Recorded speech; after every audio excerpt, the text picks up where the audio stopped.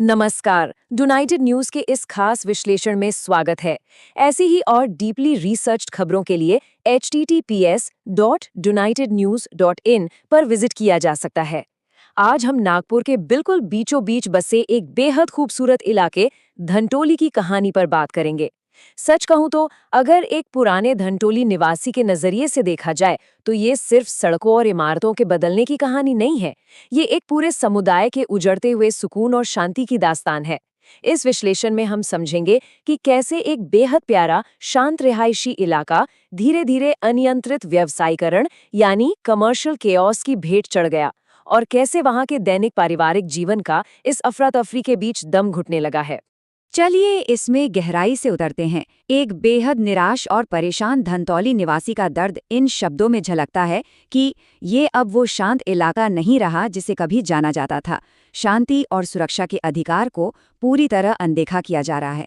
और सच मानिए, ये सिर्फ एक बयान नहीं है, ये वहाँ रहने वाले हर उस परिवार का दर्द है जो कभी खुले आंगन और शांत सड़कों का आनंद लेता था। एक पल के लिए कल्पना की जा सकती है कि जिस आंगन में कभी बच्चे बिना डर के खेलते थे, वहां अब चौबीसों घंटे एम्बुलेंस के सायरन और गाड़ियों के हॉर्न गूंजते रहते हैं। ये एक ऐसा गहरा असर है जो वहां के दैनिक जीवन को पूरी तरह से बदल रहा है। इस बदलाव को समझने के लिए थोड़ा भौगोलिक संदर्भ देखना बहुत जरूरी है। नागपुर, जैसा कि हम सब जानते हैं, भारत के बिल्कुल भौगोलिक केंद्र में स्थित है, जिसका सीधा मतलब है बेहतरीन कनेक्टिविटी। पर अफसोस, यही इसकी सबसे बड़ी कमजोरी भी बन गई। होता क्या है कि जब कोई शहर तेजी से विकसित होता है तो केंद्र की जमीनें सबसे पहले कमर्शियलाइजेशन का निशाना बनती हैं। नागपुर एक स्मार्ट सिटी बनने की दिशा में तेजी से आगे बढ़ रहा है, पर इस अंधी दौड़ में शहर के पुराने, सुशोभित और माइक्रो लेवल पर बसे इलाकों का जो हाल हो रहा है, वही आज हमारी चर्चा का मुख्य बिंदु है। शांति और सुकून की जगह बस कमर्शियल सुविधाओं को प्राथमिकता दी जा रही है। अब एक बार ओरिजिनल धानतोली और आज के इस मॉडर्न मेडिकल हब के बीच का अंतर देखते हैं। दोनों में जमीन आसमान का फर्क है। ओरिजिनल धानतोली की शुरुआत भोसले राजाओं के खजांचियों के निवास स्थान के रूप में हुई थी। फिर ब्रिटिश काल में ये यूरोपियन डॉक्टर्स, सिविल सर्जन्स और कानूनी अधिकारियों के लिए एक पसंदीदा, शांत, रिहायशी इलाका बन गया, जिसे खासकर महल और सिताबुल्दी की भारी भीड़भाड़ से दूर रखा गया था। लेकिन आज की सच्चाई बिल्कुल अलग है। अब ये इलाका हॉस्पिटल्स, क्लिनिक्स और डायग्नोस्टिक सेंटर्स का एक बेहद घना मेडिकल हब बन चुका है। जहां पहले आस पड़ोस के लोग शाम को आराम से टहलने निकलते थे, वहां अब मरीजों, एम्बुलेंसेज और मेडिकल स्टाफ की इतनी भीड़ होती है कि पैदल चलना भी एक बड़ा टास्क बन जाता है। थोड़ा पीछे चलकर इस इलाके की शानदार विरासत को महसूस करते हैं।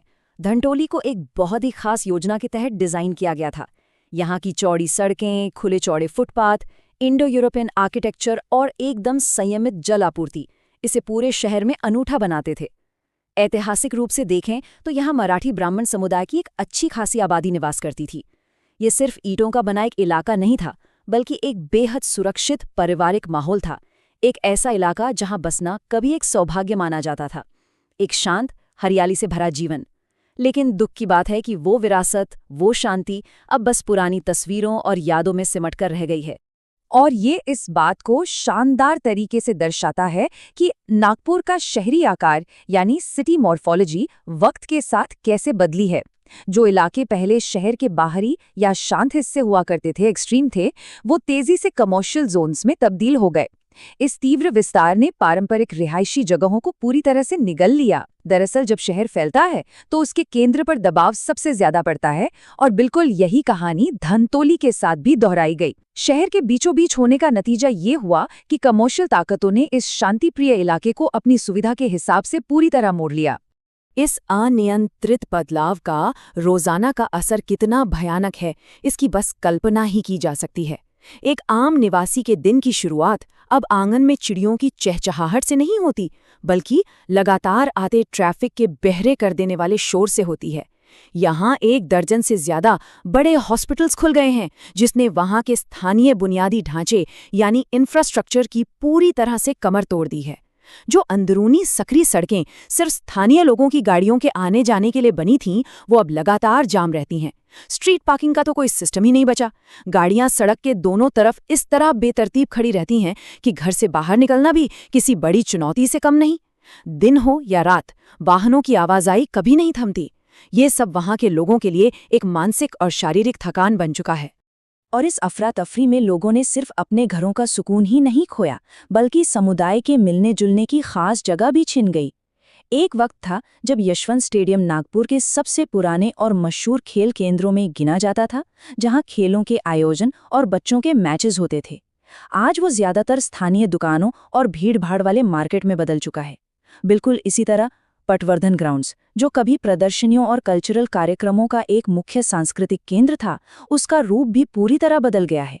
जब किसी रिहायशी इलाके से उसके खेल के मैदान और सांस्कृतिक केंद्र छीन लिए जाते हैं ना, तो वहाँ की आम जनता का आपस में जुड़ाव भी धीरे धीरे खत्म होने लगता है। ऐसा लगता है जैसे एक पूरी कम्युनिटी बिखर रही हो। तो सबसे अहम मुद्दा ये है कि आखिर येलो जोन क्या होता है। शहरी योजना कानून यानी अर्बन प्लानिंग रेगुलेशंस के तहत येलो जोन एक ऐसा निर्दिष्ट क्षेत्र होता है जिसे सख्ती से सिर्फ और सिर्फ रिहायशी यानी निवास के उद्देश्य के लिए सुरक्षित रखा जाता है।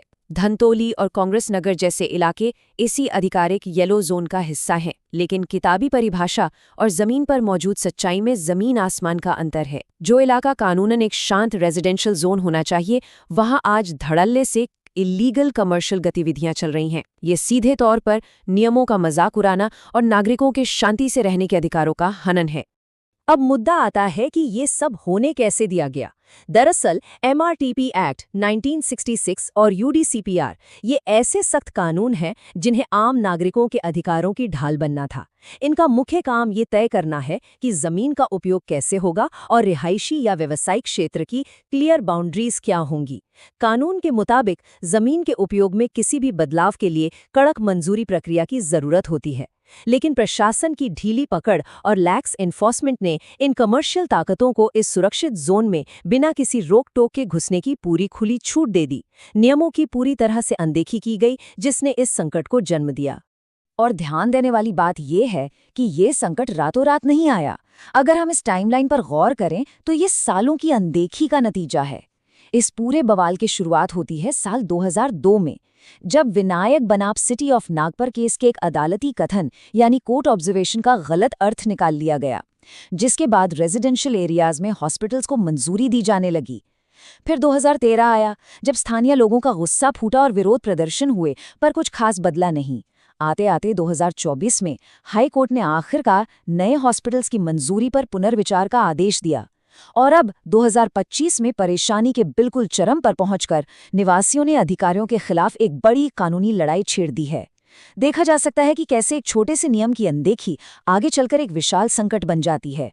यहाँ से शुरू होती है अपने ही घरों को बचाने की एक ऐतिहासिक कानूनी लड़ाई। धनतोली नागरिक मंडल की तरफ से एक बेहद अहम कानूनी कदम उठाया गया है। इस पूरी मुहिम की अगुवाई स्वानंद लक्ष्मण सोनी जी कर रहे हैं, जिन्होंने नागपुर म्युनिसिपल कॉरपोरेशन और अन्य अधिकारियों के खिलाफ बॉम्बे हाईकोर्ट की नागपुर बेंच में एक रिट पिटीशन दायर की है। ये पिटीशन सिर्फ कुछ पन्नों का कानूनी दस्तावेज नहीं है, ये उन सभी निवासियों की कलेक्टिव आवाज है जो बरसों से अपने ही घरों में घुटन महसूस कर रहे हैं। मांग बिल्कुल सीधी है, जमीन, शांति और नागरिक अधिकार वापस मिलने चाहिए। ये एकजुट होकर सिस्टम के खिलाफ उठाया गया एक साहसिक कदम है। किसी को भी लग सकता है कि ये सिर्फ ट्रैफिक जैम या शोर शराबे का मामला है, पर बिल्कुल नहीं। ये सीधे तौर पर मौलिक अधिकारों का मुद्दा है। आर्टिकल 19 के तहत हमें आज़ादी से घूमने का अधिकार मिला है, जो इन जाम सड़कों ने छीन लिया है। लोगों का अपने ही आंगन से निकलना दुश्वार हो गया है। वहीं आर्टिकल 21, जो एक शांत और सुरक्षित जीवन का अधिकार देता है, उसका भी खुलेआम उल्लंघन हो रहा है। निवासियों की मांग अब सिर्फ सुविधाओं की नहीं रही, बल्कि सिटी प्लानर्स और म्युनिसिपल अधिकारियों से सख्त जवाबदेही तय करने की है। ये अब एक संवैधानिक लड़ाई बन चुकी है, जहां कानून के रखवालों से उम्मीद की जा रही है कि वो रेजिडेंशियल राइट्स को प्रोटेक्ट करें। चलिए आगे बढ़ते हैं और देखते हैं कि ये मुद्दा आगे कैसे बनता है और इस विस्तार को रोका कैसे जाए। नागरिकों की मांगें बेहद तर्कसंगत और क्लियर हैं। पहला कदम, किसी भी नए कमर्शियल यूनिट या हॉस्पिटल को बनने की मंजूरी पर तुरंत रोक यानी फ्रीज लगाया जाए। दूसरा, जिन्हें मंजूरी मिल चुकी है पर ऑक्यूपेंसी पेंडिंग है, उनकी फिर से सख्त जांच की जाए। और तीसरा, सबसे व्यवहारिक कदम, इन सड़कों की कैरिंग कैपेसिटी यानी लोड झेलने की क्षमता का पुनर्मूल्यांकन हो। एक सक्रिय रिहायशी सड़क पर बड़े व्यावसायिक वाहनों का बोझ नहीं डाला जा सकता। सिंपल सी बात है, ये ठोस कदम अनियंत्रित शहरी फैलाव को रोकने के लिए बेहद जरूरी है। जैसे जैसे हमारे शहर इतनी तेजी से फैल रहे हैं, हम सबके सामने एक बहुत बड़ा सवाल आकर खड़ा हो जाता है। कमर्शियल इंफ्रास्ट्रक्चर की बढ़ती ज़रूरतों और एक शांत घर के बुनियादी अधिकार के बीच आखिर संतुलन कैसे बनेगा? विकास ज़रूरी है, इसमें कोई शक नहीं, पर उस विकास की कीमत हमारे आंगन की शांति बिल्कुल नहीं होनी चाहिए। धंतोली की ये कहानी पूरे देश के हर उस शहर के लिए एक सबक है जो आज तेजी से बढ़ रहा है। नीति निर्माताओं को ये गहन चिंतन करना ही होगा कि हेरिटेज और डेवलपमेंट एक साथ कैसे चल सकते हैं। ऐसी ही और महत्वपूर्ण जानकारियों और अपडेट्स के लिए यूनाइटेड न्यूज़ की वेबसाइट https://donatednews.in पर जरूर विजिट किया जा सकता है। आज के इस विश्लेषण में बस इतना ही। धन्यवाद।